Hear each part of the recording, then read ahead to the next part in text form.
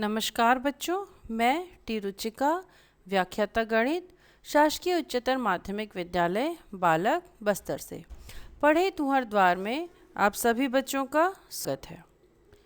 आज कक्षा 10वीं के पहले इकाई बहुपद में हम दूसरे कालखंड पे निम्न बिंदुओं के बारे में जानेंगे।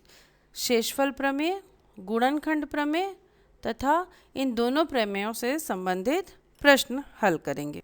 सबसे पहले हम शेषफल प्रमेय देखते हैं। किसी बहुपद f(x) को x ऋण a से भाग दिया जाए तो शेषफल fa होता है। fa का अर्थ है f(x) का मान जब x बराबर a हो। इस प्रमेय को शेषफल प्रमेय कहते हैं। अब इसका हम प्रूफ या उपपत्ति देखते हैं। हमें यह ज्ञात है, भाज्य बराबर भाजक गुणित भागफल धन शेषफल। इस प्रश्न में भाज्य f(x) बराबर भाजक x ऋण a धन गुणित qx धन r। x बराबर a रखने पर, मतलब जहाँ जहाँ x है वहाँ वहाँ हमको a रखना है। ऐसा रखने पे हमारे पास प्राप्त होगा fa बराबर a ऋण a गुणित qa धन r। a ऋण a यानी कि शून्य गुणित qa, शून्य का किसी भी संख्या से गुणा हो तो हमारे पास शून्य आता है। तो हमारे पास उत्तर आया है fa बराबर r।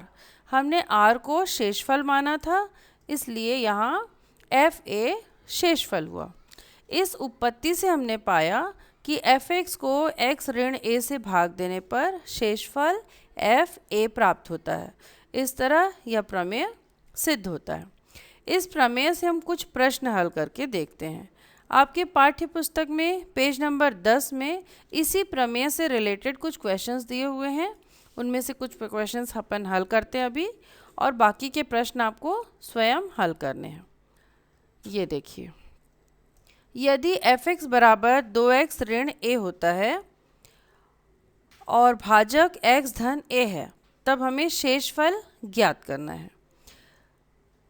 इस प्रश्न में हमको सीधे सीधे अगर हम भाग दे देते हैं f(x) को x धन a से, तो हमारे पास शेषफल क्या होगा ये हमको पता हो जाएगा। लेकिन बिना भाग दिए शेषफल प्रमेय से भी हम इस प्रश्न का शेषफल ज्ञात कर सकते हैं। तो इसमें हमको x का मान ऋण a रखना है। x भाजक अगर x धन a है तो x का मान ऋण a रखेंगे। अगर भाजक x ऋण a होता है तो हम x का मान धन a रखेंगे। f(x) बराबर 2x ऋण a है। यहाँ x की जगह पे हम ऋण a रखने पे हमारे पास प्राप्त होगा f ऋण a बराबर 2 गुणित ऋण a, अर्थात ऋण 2a ऋण a। हल करने पे ऋण 3a। बिना भाग दिए इस प्रश्न का शेषफल हमारे पास आया है ऋण 3a। इसी तरह एक और प्रश्न हल करते हैं। f(x) बराबर x² ऋण a²। इसका भाजक x धन a ही है और हमको बिना भाग दिए शेषफल ज्ञात करना है। फिर से हम x का मान ऋण a लेंगे। f ऋण a बराबर ऋण a का वर्ग ऋण a वर्ग, a² ऋण a²। हम घटाने पे उत्तर आया 0, यानी x का मान ऋण a रखने पे हमारा शेषफल 0 प्राप्त होता है।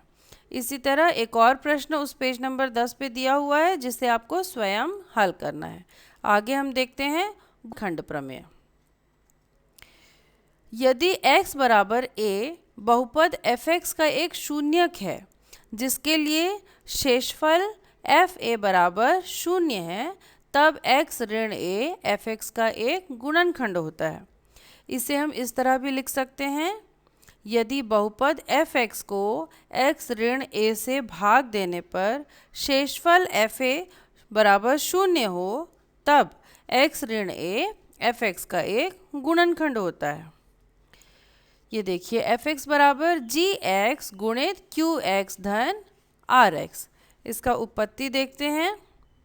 भाज्य बराबर भाजक गुणित भागफल धन शेषफल, ये सूत्र हमको पता है। यहाँ हम लिखेंगे भाज्य fx बराबर भाजक x ऋण a गुणित भागफल qx धन fa। ये शेषफल प्रमेय से fa का मान शून्य रखने पर fx बराबर x ऋण a गुणित qx आएगा। fa का मान शून्य हो जाएगा। तो ये हमें प्राप्त हुआ है fx बराबर x ऋण a गुणित qx। इस तरह ये सिद्ध हो रहा है कि x ऋण a fx का एक गुणनखंड है। इस प्रमेय का विलोम भी सत्य है। यदि कोई भाजक किसी भाज्य का एक गुणनखंड है तब शेषफल शून्य होता है। आपको प्रमेय याद नहीं करना है, प्रमेयों को आपको बहुत अच्छे से समझना है। शेषफल प्रमेय और गुणनखंड प्रमेय से हम प्रश्नावली 2 हल करेंगे। फिलहाल गुणनखंड प्रमेय से का एक उदाहरण देखते हैं। एक प्रश्न है, क्या x ऋण 2 बहुपद px बराबर x की घात 3 ऋण 3x की घात 2 धन 4x ऋण 4 का एक गुणनखंड है? ये सिद्ध करना है हमको। इसे सिद्ध करने के लिए हमें x बराबर 2 रखने पर शेषफल शून्य होना चाहिए। ये हम शेषफल प्रमेय से देखे थे कि x का मान भाजक में अगर x ऋण 2 है तो हम x का मान 2 रखेंगे। x का मान 2 रखने पे p2 बराबर 2 की घात 3 ऋण 3 गुणित 2 की घात 2 धन 4 गुणित 2 ऋण 4। अगली लाइन में देखिए, 2 की घात 3 का मान होता है 8, 2 दूनी 4 दूनी 8, 2 को 3 बार गुणा किया गया है। अब 3 गुणित 2 को 2 बार गुणा किया तो 2 दूनी 4 धन 4 गुणित 2 ऋण 4। आगे हल करने पे 8 ऋण 3 चौक 12 धन 4 दूनी 8 ऋण 4। सभी को इजीली समझ में आ रहा होगा। अब हम धन धन वाली संख्या को जोड़ेंगे तो 8 धन 8 16 हो जाएगा। ऋण ऋण वाली संख्या को जोड़ेंगे तो 12 धन 4 ऋण 16 हो जाएगा और 16 ऋण 16 करने पे हमारे पास p2 का मान आएगा 0। स्पष्ट है कि p2 अगर 0 आ रहा है अतः x ऋण 2 px का एक गुणनखंड है।